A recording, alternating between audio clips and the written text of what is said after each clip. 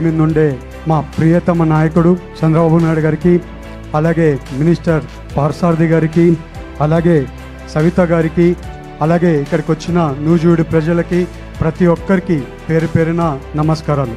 ఇవాళ మా కుటుంబంలో ఎక్కడో మా ఫాదరు వర్క్ చేసుకునేటోళ్ళు, బిజినెస్ చేసుకుంటూ ఉంటుంటే సుధాకర్ యాదవ్ గారిని పాలిటిక్స్లోకి తీసుకొని వచ్చి ఆయనని టీటీడీ చైర్మన్ చేసింది ఘనత ఒక చంద్రబాబు నాయుడు గారికి దక్కుతుంది.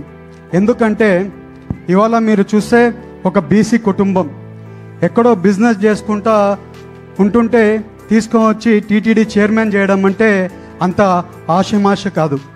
ఇవాళ కడప జిల్లాలో ఒక బీసీకి సీటు 3 సార్లు ఇచ్చి బీసీ గెలవాలి, బీసీలని పైకి తీసుకొని రావాలని ఆయన ఎంతో కష్టపడి బీసీలని పైకి తీసుకొని వచ్చే కార్యక్రమం మా కుటుంబంతోనే చేశారు.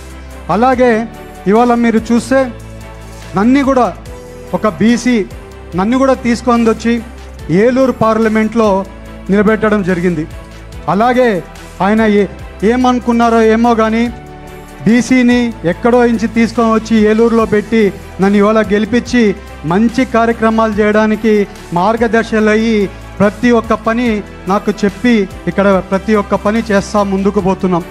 అలాగే మీరు చూస్తే ఇవాళ లోకేష్ గారు కూడా ఉన్నారు, ఎంతో కష్టపడుతున్నారు. అలాగే చంద్రబాబు నాయుడు గారు కూడా చాలా కష్టపడుతున్నారు. ఇవాళ మీరు చూస్తే ఇండస్ట్రీస్ ఎన్టీపీసీ ప్రాజెక్ట్ అయినా కానివ్వండి, అలాగే ఇవాళ మీరు చూస్తే రిలయన్స్ ప్రాజెక్ట్ అయినా కానివ్వండి, ఆల్మోస్ట్ 4 లక్షల కోట్లు ఇండస్ట్రీలు ఒక 9 నెలల్లోనే అప్పుడే శంకుస్థాపనలు కూడా పనులు కూడా జరగబోతున్నాయి. ఇవన్నీ కూడా జరుగుతున్నాయంటే అది ఒక ఎన్డీఏ కూటమిలో అది ఒక చంద్రబాబు నాయుడు గారి వల్లే అవుతుంది. ఇవాళ మీరు చూస్తే యువత అందరూ కూడా పెద్ద ఎత్తున ఉన్నాం, ప్రతి ఒక్కరికి ఉద్యోగాలు ఇచ్చే కార్యక్రమం చేస్తామని చెప్పాం.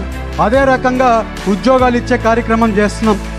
ఇవాళ మీరు చూస్తే ఎక్కడైనా కానీ మీరు ఎక్కడికి పోయినా కూడా ఇవాళ పామాయిల్ రైతులు ఉన్నారు, పామాయిల్ రైతులకి గిట్టుబాటు ధర తీసుకొని వచ్చాం.